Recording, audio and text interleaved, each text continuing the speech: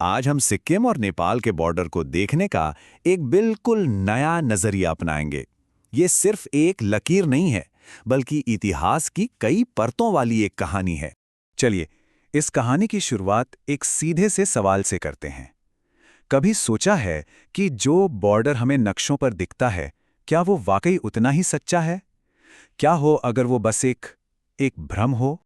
देखिए, जब हम किसी मैप को देखते हैं तो एक लकीर दिखती है जो दो देशों को अलग करती है। लगता है जैसे ये तो हमेशा से यही थी, एकदम पक्की, जिसे कोई बदल नहीं सकता। पर सच तो ये है कि ऐसा कुछ भी नहीं है।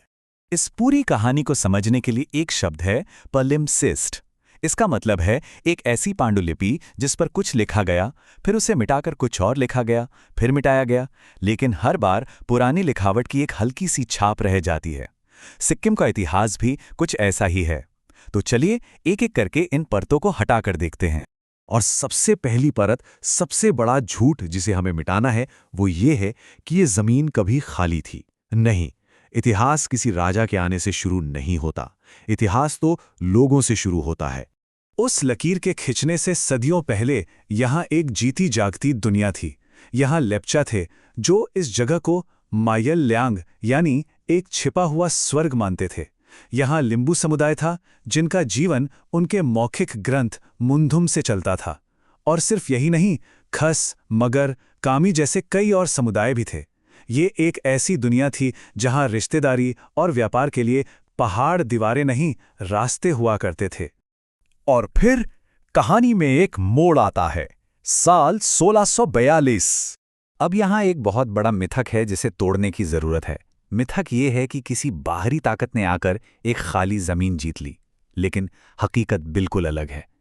सच तो ये है कि नामग्याल राजवंश ने यहाँ पहले से रह रहे समुदायों को एक साथ लाकर एक राजशाही की नींव रखी। मतलब ये एक विजय नहीं, बल्कि एक एकीकरण था।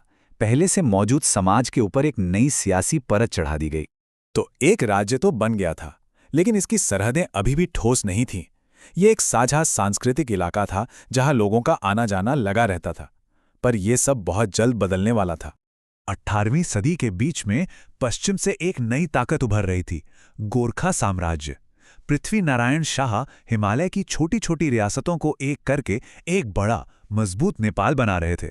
और उनकी ये बढ़ती हुई ताकत अब सीधे सीधे सिक्किम के दरवाजे पर दस्तक दे रही थी। और बस यहीं से जो इलाका कभी संस्कृतियों के मेलजोल का केंद्र था, वो अचानक लड़ाई का मैदान बन गया। वो नरम खुली हुई सरहद अब एक हिंसक सियासी सीमा में तब्दील हो रही थी।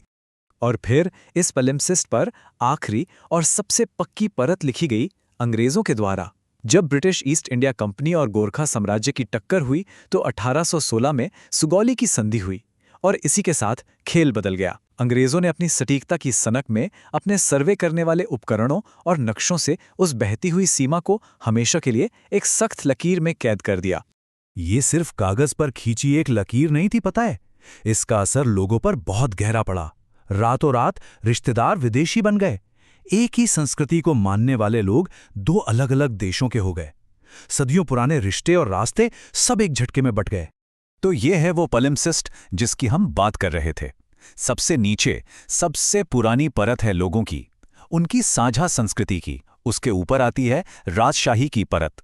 फिर आती है लड़ाई और संघर्ष की परत जिसने सीमाओं को सख्त बनाया। और सबसे ऊपर है साम्राज्य की वो लकीर जिसे एक कलम ने खींचकर सबको जमा दिया। तो ये सब हमें सोचने पर मजबूर करता है ना, कि किसी जमीन की असली पहचान क्या है? क्या वो लकीरें हैं जो शासकों ने खींची हैं, या वो यादें और कहानियां हैं जो वहां के लोगों के दिलों में बसती हैं? और शायद यही असली जवाब है कि नक्शों पर खींची गई हर लकीर के नीचे इंसानी जुड़ाव, आपसी रिश्तों और एक साझा इंसानियत की एक ऐसी दुनिया हमेशा मौजूद रहती है जिसे कोई भी नक्शा बनाने वाला कभी पूरी तरह से मिटा नहीं सकता।